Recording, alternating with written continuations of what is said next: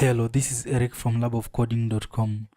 In the next few videos, we'll be looking at strings in Python and how to use them.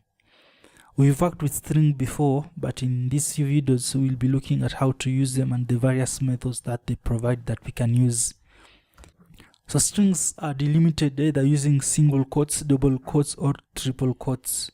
So we can have let's say hello, we can delimit it using the single quote, or we can also delimit it using the double quotes.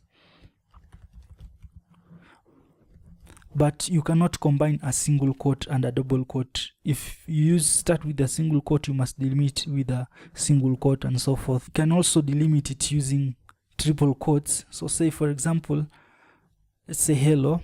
For the triple quotes, it can span several lines, so we can continue. The three dots are for continuation. It's a continuation prompt telling you to continue.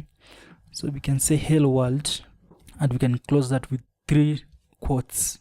And you can even use double quotes, but they should also be in triple format if you want it to span in several lines. So if we access C, even that it's hello world, but we have backward slash and then N in the middle of the two words and at the end.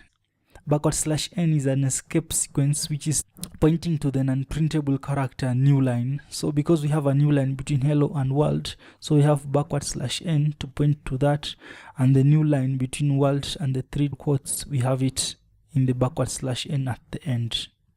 If for example you want to print a string with quotes within it, you'll have to use an escape sequence.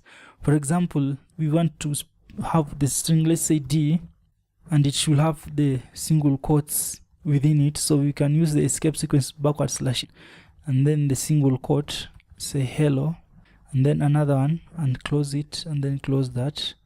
Say print D. We now have it printed with the single quotes as we wanted it to have it, because we have used the escape sequence backward slash. So that's it for this video. We'll pick it from here. Thanks for watching.